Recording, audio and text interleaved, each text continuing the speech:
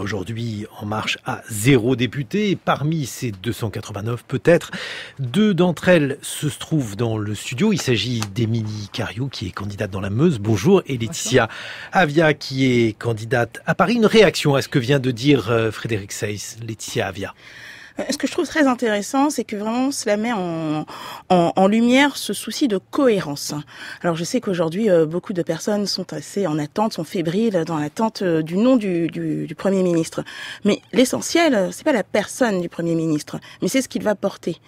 L'ensemble des candidats aux législatives pour En Marche s'engagent sur la base d'un contrat avec la nation, sur la base d'un programme. Ce sont les mesures qui sont les plus importantes et qui ont été énoncé avant. Et c'est cela qui crée une cohérence et c'est cela qui fait que sur ces prochaines semaines, à mon sens, il ne devrait pas y avoir de difficultés puisqu'on sait où on va, qu'on a été transparent dès le début. Frédéric Seyss. Alors, on entend derrière cette exigence de la cohérence des députés le souhait de ne pas avoir de frondeurs au cours du quinquennat qui ont, entre guillemets, pourri la vie de François Hollande ces 5 dernières années. Mais ce que disent les frondeurs, c'est que une partie des mesures que François Hollande a prises n'étaient pas annoncées pendant la campagne. C'est notamment le cas de la réforme du marché du travail, de la loi El Khomri. Vous, demain, si vous êtes député et que parce que les circonstances changent, au milieu du quinquennat, une nouvelle loi est proposée qui n'était pas prévue, est-ce que vous pourriez ne pas les voter ?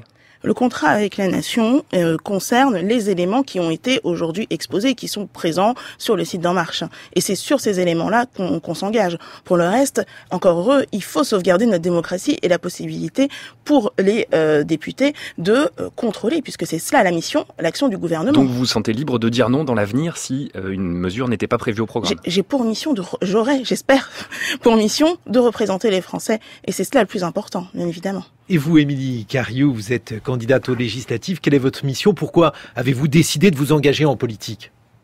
Alors en fait, l'engagement en politique, pour moi, il ne date pas uniquement de mon engagement dans les législatives. C'est vraiment l'aboutissement d'une carrière au service de l'intérêt général, d'abord dans la fonction publique, puis dans les cabinets ministériels. Et aujourd'hui, c'est vraiment la volonté, comme tous les gens qui s'engagent d'ailleurs dans ce mouvement En Marche autour d'Emmanuel Macron, de répondre à un appel auprès de la société civile pour s'engager pour nos concitoyens en politique.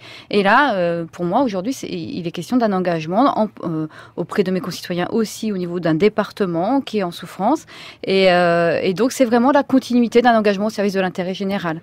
Voilà. Vous venez d'un cabinet ministériel de Gaulle, donc vous êtes à gauche. Alors déjà, jusqu'à présent, j'ai jamais adhéré à un parti politique. Donc là, pour une fois, je m'engage réellement dans un parti politique, ce qui est une première pour moi. Mais effectivement, l'engagement au sein d'un cabinet de gauche m'a permis de mettre, de déployer mon action toujours au service de l'équité sociale, de l'équité fiscale, de l'engagement au service de l'intérêt général. Et jusqu'à présent, ça me correspondait bien. Et je pense que aujourd'hui, dans le projet d'Emmanuel Macron, on a cet équilibre entre une société libérale dans laquelle on vit et en même temps un désir de protection des plus faibles, de protection des citoyens, mais aussi d'équité entre les grands et les plus faibles, et ça me correspond bien. Mais alors, l'équité, c'est un peu comme la loi contre la torture des chatons dont parlait Frédéric Seyss, c'est-à-dire qu'on est tous évidemment favorables à l'équité. Émilie Cariou, qu'est-ce qu'il y a eu dans la politique de François Hollande qui était jugé insuffisant, que vous auriez pu juger insuffisant et qui justifierait plus de libéralisme? Vous parliez de société libérale. On a la sensation qu'Emmanuel Macron a une vision économique plus libérale que celle de François Hollande. Je suis pas sûre que ce soit une vision libérale parce que ce qui est sûr, c'est qu'il veut déverrouiller un certain nombre de verrous qui empêchent aujourd'hui aux entreprises de déployer leur activité et de créer de l'emploi. Après, on travaille dans un cadre qui est européen et je pense que là où on peut aller plus vite et plus loin, c'est au niveau de ce cadre européen pour créer ce cadre de jeu, en tous les cas plus unifié en matière sociale et fiscale, qui permettent aussi à nos entreprises de ne plus subir d'écarts de concurrence qui pénalise finalement l'activité en France. Frédéric Seyss. Alors Emmanuel Macron a été qualifié du candidat du renouveau entre guillemets de par sa jeunesse. Pourtant, quand on observe les chiffres dans le détail du vote du deuxième tour, il a été davantage élu par les plus de 65 ans. 80% des plus de 65 ans ont voté Emmanuel Macron. Et chez les 18-24 ans, ce taux descend à 55%. Comment vous expliquez ce paradoxe, Laetitia Avia, peut-être? Je pense que c'est Emmanuel Macron, oui, incarne une jeunesse, mais cela ne veut pas dire que son électorat est un électorat jeune. Je pense que c'est un raccourci. Le plus important, c'est juste que les Français, de manière générale, ont fait confiance à quelqu'un de nouveau pour renouveler la vie politique. C'est ça le sujet. On écoute l'un de ces militants d'En Marche, car notre reporter Maïwenn Guizou est allé à la rencontre de ces jeunes qui ont décidé de s'engager, la plupart du temps pour la première fois. On écoute Jonathan Blum, il était animateur du comité En Marche de Saint-Cloud. Moi je suis adhérent depuis plusieurs années dans différents mouvements du centre. J'étais au parti radical de Jean-Louis Borloo. En 2012, il y a donc l'UDI qui a été créé et j'ai été secrétaire général de l'UDI Jeunes jusqu'à ma démission au moment où nous avions décidé de rejoindre Emmanuel Macron en novembre 2016. Libéral économique, progressiste, c'était le seul candidat à défendre l'ensemble de ces sujets. Il représente le renouveau parce que c'est vrai que ça fait quand même plus de 30 ans qu'on est gouverné par les mêmes personnes, des personnes qui sont engagées en politique et élues depuis le début des années 80. Et donc effectivement un changement générationnel qui nous a plu. On regarde l'ensemble des partis politiques, ils n'investissent pas de jeunes ou alors uniquement ceux qui connaissent les bonnes personnes et qui sont amis avec les bonnes personnes. En soi c'est le premier homme politique à faire entrer dans les sphères du pouvoir la génération Y. Vous avez cette sensation-là, Émilie Cariou, l'idée qu'il faut du nouveau aujourd'hui en politique parce que quelque chose est bloqué ? Oui, je pense que là, vraiment, c'est le pari que fait Emmanuel Macron, c'est vraiment de miser donc sur une nouvelle classe politique pour impulser un nouveau mouvement. Et c'est vrai, ce que je reconnais que ce qui vient d'être dit est tout à fait vrai, c'est qu'on est aujourd'hui en face d'une classe politique qui a émergé dans les années 80. Et je veux dire, aujourd'hui, il faut donner la parole aussi aux autres. Et c'est un problème de démocratie, c'est-à-dire qu'à un moment donné, le cumul des mandats, c'est pas simplement cumuler plusieurs mandats sur une même période, c'est aussi le cumul des mandats dans le temps.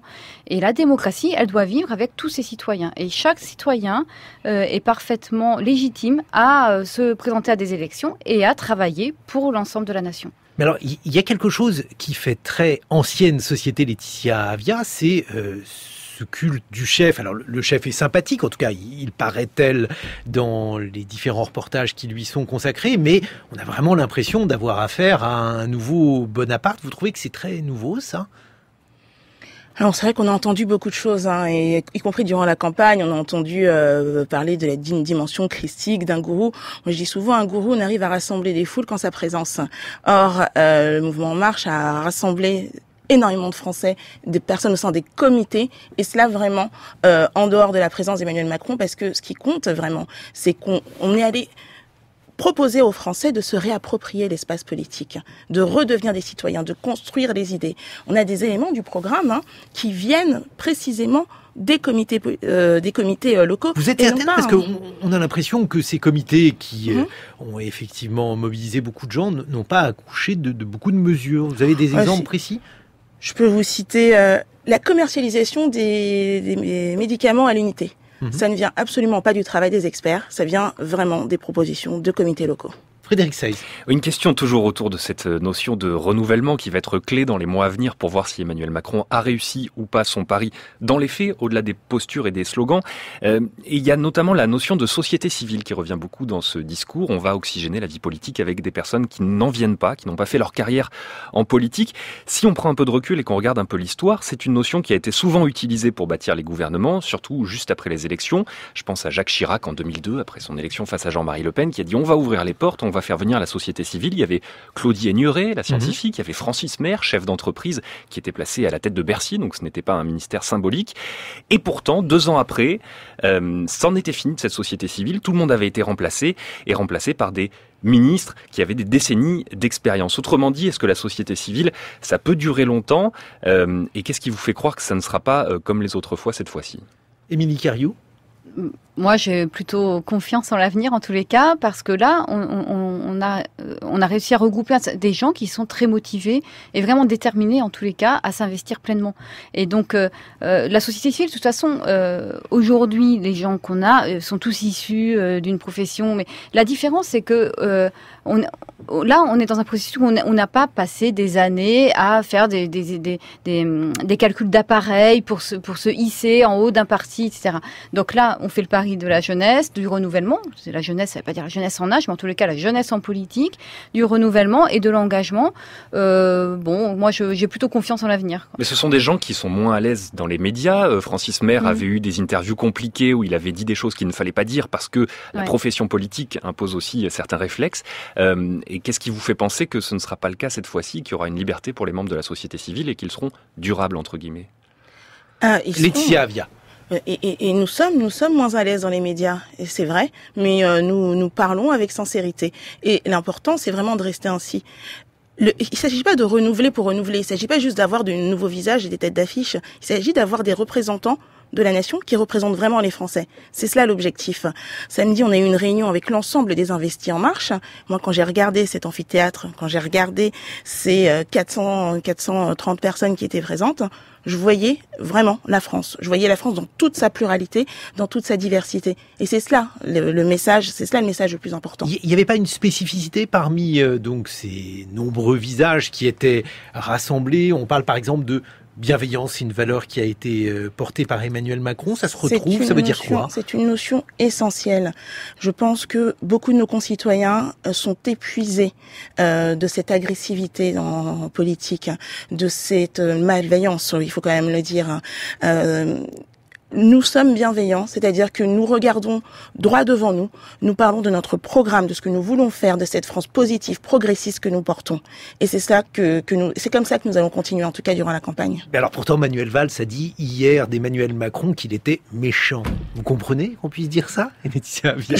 C'est étonnant pour quelqu'un qui l'a côtoyé aussi longtemps, mais écoutez, je commenterai pas cela, mais je trouve ça très, très, très étonnant. Mais les investitures qui ont été données ou alors refusées à certains, c'est déjà forcément être tranchant. Est-ce qu'on peut être bienveillant en politique? On est bienveillant à partir du moment où on n'a pas comme stratégie politique d'aller tacler ses adversaires. Et c'est cela le sujet. Ensuite, c'est vrai que les investitures, il y a eu 19 000 candidatures. Donc les investitures ont créé beaucoup de déceptions. Mais c'était ça aussi le jeu.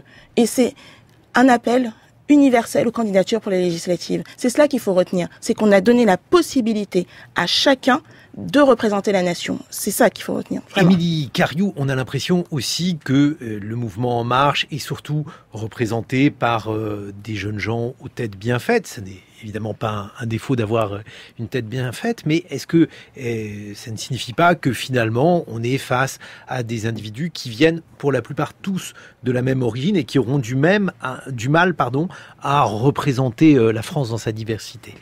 Non, comme l'a dit Laetitia Avia, on s'est tous réunis samedi et là on a vraiment vu que les gens venaient de plusieurs professions différentes, tous les âges étaient représentés, donc non, je pense que ça représente vraiment la diversité. Mais je voulais rajouter, au-delà de la bienveillance, la bienveillance fait écho aussi à quelque chose qui est essentiel dans le programme d'Emmanuel Macron, c'est-à-dire d'avoir foi en la France, en la puissance économique de la France, le rayonnement de la France, et je crois que ça, c'est vraiment un point qui est essentiel pour se démarquer par rapport aux partis politiques qui sont régulièrement dans le déclinisme, la critique, qui à mon sens, deviennent quasiment antipatriotiques. Je veux dire, là, de dire non, la France, elle est puissante, bien évidemment, on peut améliorer des choses et on va le faire et on va retrouver notre place dans le concert international, place que d'ailleurs on n'a pas réellement perdue, contrairement à ce qu'on entend à longueur de médias, c'est faux. La France, ça reste une grande puissance et elle a tout ce qu'il faut pour réussir. Et ça c'est, je trouve que c'est vraiment l'état d'esprit aussi de l'engagement d'En Marche. Frédéric Seyss. Juste une question pour essayer de se mettre dans la peau des candidates qui sont en face de nous. L'annonce des investitures au niveau de En Marche a été plusieurs fois repoussée. Elle était prévue d'abord pour le printemps, elle a été repoussée après la présidentielle et on n'a toujours pas la liste complète. Quand on est candidate comme vous l'êtes et que vous n'avez pas 800 campagnes à votre actif, comment on fait campagne très simplement pour des législatives en seulement un mois pour se faire connaître d'un territoire qui est parfois assez vaste, assez peuplé? Alors effectivement, là on a très peu de temps pour faire campagne. La plupart des gens qui ont été investis n'étaient pas des personnalités publiques, c'est-à-dire qu'en fait elles connaissent leur entourage, mais elles ne sont pas connues en tous les cas du grand public. Donc c'est pas évident. Mais donc on est face à cette contradiction avec des gens qui veulent des nouvelles têtes, qui réclament à longueur de temps un renouvellement de la classe politique française et qui en même temps sont un peu décontenancés parce qu'ils se disent mais on vous connaît pas. Vous nous connaissez pas, mais vous allez nous connaître. Et puis après, on va rester, quoi. Donc, on va rester pour travailler. Non, pas. On va pas. Donc vous aussi, en fait. Non, on va pas rester dans le sens d'une classe politique sur 40 ans. Hein. Non, mais on va faire notre travail. Et donc, ça veut dire qu'on sera présent aux côtés de nos concitoyens pour porter leurs préoccupations dans les assemblées du Parlement. Laetitia Avia. Oui, on arrive, on est nouveau, mais c'est pas tant la difficulté. Déjà, on a ce projet de majorité parlementaire qui est essentiel. Et puis surtout, on a des parcours. Tout à l'heure, quand vous disiez que on avait peut-être un profil chacun on l'entend, de CSP+. Ce qu'il faut savoir, c'est que oui, il faut une capacité à gérer, à manager, à avoir des épaules pour être parlementaire. Mais il faut regarder les parcours de chacun. Moi, je suis quelqu'un qui vient d'une famille très populaire. J'ai un parcours de réussite et c'est le genre de parcours qui parle aussi à beaucoup de personnes. On écoute un dernier militant En Marche au micro de Maïwenn Guizhou. C'est mon premier engagement militant. J'avais déjà une oreille attentive à des personnalités politiques, on va dire, pour me situer comme Nathalie Kosciusko-Morizet. Mais j'avais jamais ressenti un appel à l'engagement comme l'année dernière. Ce qui m'a convaincu dans ces mots, c'est que je trouve qu'il a fait un diagnostic de la France qui est adapté à notre époque. On est en 2017. On n'est pas sur d'idéologie. On est plutôt sur une recherche d'efficacité dans les mesures. Un de ses leitmotifs, c'était de rendre la liberté à ceux qui font pour leur permettre de développer leur talent, de se réaliser, mais sans oublier, et ça c'est très important, sans oublier les plus fragiles. Voilà, donc de les former, bien sûr de les responsabiliser en leur expliquant que si on les a formés, il faudrait derrière accepter un travail qui correspond. Mais cette dimension d'attention aux plus fragiles, c'est quelque chose qui m'a aussi touché. Voilà, la liberté et la protection. Émilie Cariou. Oui, on entend, on n'est pas dans l'idéologie. En tous les cas, c'est pas forcément une remise en cause des idéologies qui ont guidé notamment les mouvements politiques du XXe siècle. Mais en tous les cas, l'idéologie ne doit pas être un frein à l'action. Voilà. Parce qu'on peut faire des choses qui ne soient pas idéologiques, parce que bien souvent, l'idéologie, ce sont les idées de l'autre. C'est-à-dire que soi-même, on a toujours l'impression d'agir par pragmatisme, d'agir par souci d'efficacité, tandis que l'autre serait dans l'idéologie. Je vois pas bien en fait quelle est la question. Tout simplement, c'est facile de considérer qu'on n'est pas dans l'idéologie, mais lorsqu'on prône une réforme économique, lorsqu'on prône une manière de changer la société, assez souvent, on a des arrière-pensées qui peuvent être idéologiques. Oui, tout à fait, mais ça n'est pas forcément mal. C'est ça que je voulais dire. Non, c'est pas mal. Et c'est pour ça. Mais en tous les cas, l'idéologie, elle doit pas être un frein absolu à une action. C'est-à-dire qu'à un moment donné, quand on a des problèmes à résoudre, il faut prendre une décision et au-delà, sans considération d'une idéologie. C'est-à-dire qu'on est là pour résoudre les problèmes concrets des Français. Laetitia Avia. Au-delà de l'idéologie, ce qu'il y a, ce sont des valeurs progressistes. Et concrètement, qu'est-ce que c'est ? C'est de se dire que il faut libérer l'entrepreneuriat, il faut libérer les territoires, mais il faut toujours aussi que l'État soit ce filet de sécurité. Il faut généraliser les protections, généraliser ces systèmes de solidarité. C'est cela finalement. Donc oui, il y a une idéologie qu'on retrouve partout. Voilà, c'est cette idée de libération, d'émancipation, en gardant un maximum de protection. C'est cela qui fait le cœur de l'ensemble des mesures que nous allons porter. Aujourd'hui, Emmanuel Macron vient d'être intronisé à l'Élysée. Évidemment, il n'y a pas aujourd'hui de décision véritable. Est-ce que vous appréhendez des temps difficiles, des temps plus difficiles, Émilie Cariou, un moment où, comme avec les quinquennats précédents, l'opinion publique est finalement plus rétive? Oui, plus difficile. En tous les cas, ce qui est sûr, c'est que là, on a un premier temps qui est la mise en place du gouvernement, et après législative, va s'amorcer le début du travail du gouvernement. Enfin, le gouvernement va commencer à travailler très très vite. Je pense que c'est la volonté d'Emmanuel Macron d'aller le plus vite possible sur les mesures les plus symboliques. Après, on est dans une situation où la colère des Français, elle a été entendue, elle est toujours là, donc on commence à aborder les problèmes. difficile. Je pense que oui, on sort d'une période difficile. Et donc maintenant, c'est tout le monde au travail. Un mot de conclusion, Laetitia Avia. Ça fait 1 an que les choses sont difficiles et on sait que cela va continuer. C'est comme ça, on est prêt. Et ça va être difficile pendant les 5 prochaines années parce qu'on a une responsabilité telle, on est conscient de cela, on doit réussir, on n'a pas le droit à l'erreur parce que sinon le Front National sera présent dans 5 ans.